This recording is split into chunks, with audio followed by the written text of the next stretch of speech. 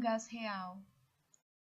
Um gás pode ser definido, segundo o dicionário, como o estado da matéria no qual a mesma ocupa todo o espaço do seu contentor. Com os gases, podemos inflar um belo balão.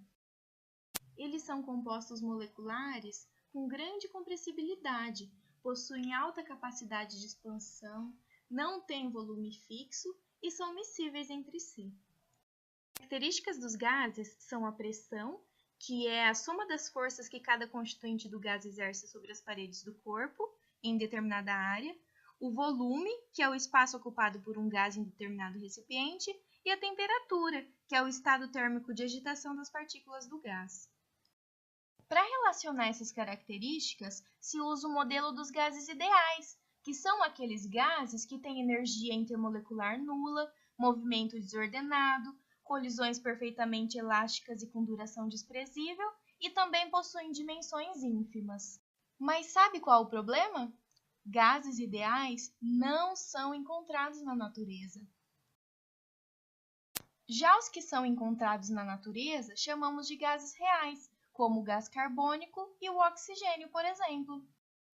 E quando um desses gases reais é submetido a uma pressão atmosférica mais baixa e a uma temperatura elevada, ele pode se comportar com o gás ideal. E aí ele passa, de certa forma, a cumprir as leis dos gases ideais que relacionam aquelas características dos gases. Eles obedeceriam à lei de Boyle-Mariotti, que determina que P vezes V é igual a K, a lei de Charles, V vezes T a menos 1 é igual a K, a lei de Gay-Lussac, P vezes T a menos 1 é igual a K, e a constante de Clapeyron, P vezes V dividido por T é igual a NR. O estudo dos gases é muito importante e útil para entendermos o universo. Mas como começaram esses estudos? E mais importante, quem começou?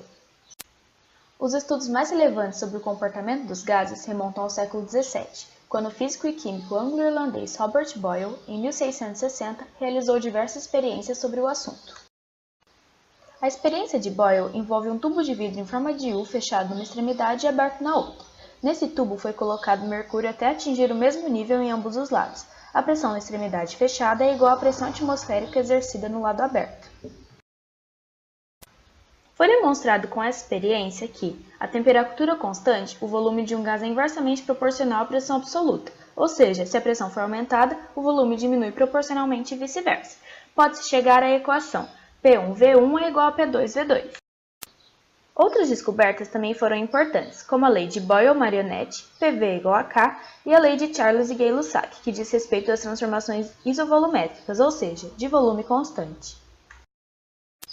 O primeiro cientista a nomear de molécula os átomos compostos resultantes de uma ligação química é Amedeo Avogadro, que em 1811 formulou uma hipótese decisiva para o desenvolvimento da teoria atômico-molecular.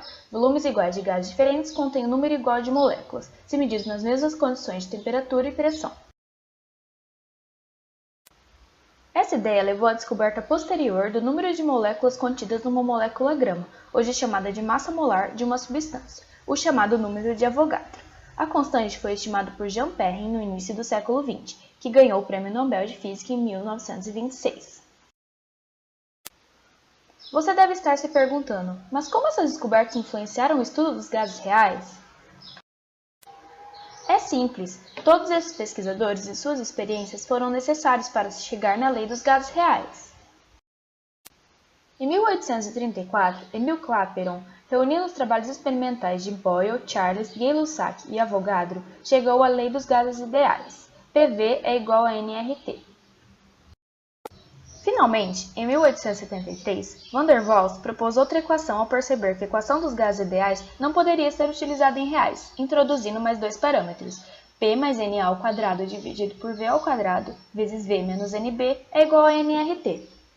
Gás real, na maioria das vezes, é constituído por partículas dotadas de movimentos caóticos, sujeitos à força de atração a longa distância e forças de repulsão a curta distância. A lei dos gases ideais, então, pode ser utilizada em gases que apresentam um comportamento parecido com o de gases perfeitos, ou seja, com baixa massa específica. Já os gases reais não são estudados por Clapeyron, devido às suas diferentes características físico-químicas. A avaliação do comportamento de um gás real é feita por meio da equação de Van der Waals, que é pressão mais o número de mols ao quadrado vezes a constante A sobre o volume ao quadrado, vezes o volume menos o número de mols vezes a constante B, que é igual ao número de mols vezes a constante universal dos gases perfeitos vezes a temperatura. Num gás real, a pressão é menor do que a prevista pela lei dos gases ideais, devido à existência de forças intermoleculares. Por isso, a pressão P é corrigida na expressão, como mostrado abaixo. Da mesma forma, moléculas reais têm volume e o termo B é uma função do diâmetro da molécula de gás, conhecido como diâmetro de Van der Waals, indicado abaixo.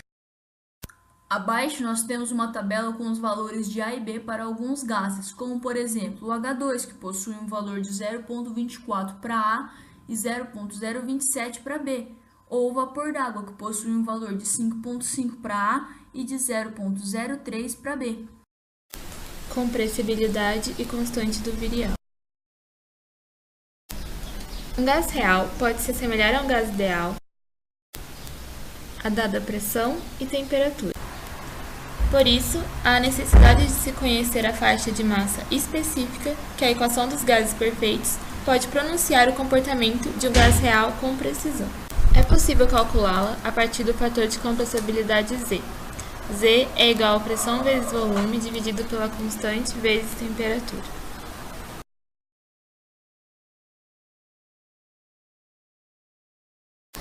Quando o fator de compressibilidade é igual a 1, o comportamento do gás real e ideal são semelhantes.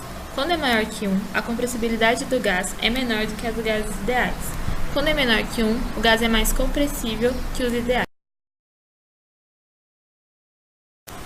Em dada temperatura e pressão tendendo a zero. O fator de compressibilidade apresentado desta forma chama-se expansão do virial, onde B, C e D são coeficientes do virial relacionados à pressão. A equação do virial é a que melhor descreve o comportamento de um gás real, contudo, contém muitas variáveis. Como os coeficientes tendem a zero, a equação é simplificada, considerando somente o coeficiente B diferente de zero. Neste vídeo, agora, será discutido um pouco sobre a importância e a utilização dos gases. Entre a importância dos gases, podemos destacar sua participação em processos fisiológicos, como a respiração celular, realizada por seres aeróbicos, e na fotossíntese, realizada pelas plantas. Podemos observar também a utilização dos gases na indústria, tanto na participação em processos como na constituição de alimentos. Composição do ar atmosférico. Ele é formado pelo gás oxigênio, gás carbônico, gás nitrogênio e outros gases, como os gases nobres, como podemos visualizar no gráfico ao lado. O gás oxigênio foi identificado pela primeira vez por meio de uma experiência de calcinação do nitrato de potássio em 1772, pelo químico Joseph Priestley. Sua importância biológica deve ser o fato de ser essencial no ciclo energético dos seres vivos. No caso da respiração celular dos organismos aeróbicos, o oxigênio é dado em processos que envolvam a combustão e meios de transporte termoelétricos para a produção de energia. Isso deve-se ao fato de ser altamente oxidante. Representado pela fórmula química CO2, o dióxido de carbono é um composto inorgânico. Foi descoberto pelo físico e químico escocês Joseph Black Purcell em 1754. A sua extrema importância é devido ao fato de ser uma substância fundamental para os seres vivos, participando tanto da fotossíntese quanto da respiração celular. Sua aplicação na economia é vista na produção de águas gaseificadas e refrigerantes, em que utiliza o gás carbônico solvido, ácido carbônico, responsável pela efervescência característica desse tipo de bebida. O gás nitrogênio foi descoberto em 1772 por Daniel Rutherford, que ao remover o oxigênio e o dióxido de carbono do ar, verificou um outro gás incolor e inodoro que não alimentava a combustão. Cada molécula sua possui 2 átomos de nitrogênio. É utilizado na indústria automobilística para inflar pneus de alto desempenho e também para encher pneus de aviões, pois não entra em combustão facilmente. Outra aplicação do gás nitrogênio é em processos químicos, que se desejam uma atmosfera inerte ou como um gás transportador, por exemplo, em instrumentos de cromatografia em fase gasosa. O gás também é utilizado em análises químicas, espectrômetros e analisadores térmicos. Sua utilização em produtos eletrônicos e no empacotamento de alimentos também é possível por ser um gás inerte. Os gases nobres são os elementos hélio, neônio, argônio, criptônio, xenônio e radônio. Todos esses pertencem à família de isótopos da tabela periódica, que também é chamada de grupo zero, porque em condições ambientes a reatividade desses elementos é nula. Isso acontece porque são estáveis. Inclusive por isso são chamados de nobres ou raros e correspondem a menos de 1% do ar. O hélio é um gás muito leve, sendo usado para encher balões e misturado com oxigênio para o tratamento da asma, pois assim se reduz o esforço muscular da respiração. O neon é o quarto gás mais abundante na atmosfera terrestre, e é extremamente estável. Sua principal utilização é em letreiros luminosos. Quando se passa uma descarga elétrica neste gás, um tubo a baixa pressão, ele emite uma coloração laranja avermelhada. Foi daí que veio o termo neon. O argônio foi o primeiro gás nobre a ser descoberto aqui na Terra, usado em lâmpadas especiais, alvos de rádio, extintores de incêndio e nos letreiros luminosos. Sendo que contém argônio a baixa pressão, possuem cor vermelha, mas se for a alta pressão, a cor é azul. O radônio recebe esse nome porque foi descoberto no ar que circundava o cérebro de rádio, tornando-o radioativo. É empregado no tratamento de alguns tipos de cânceres, bacterapia, e como indicador de possíveis fases geológicas e de terremotos. O radônio foi descoberto em 1898 e pode ser usado em anestésicos gerais, tubos eletrônicos, lâmpadas UV e display de plasma. O criptônio é um gás raro na atmosfera terrestre, utilizado em lâmpadas incandescentes e fluorescentes, usadas principalmente em aeroportos.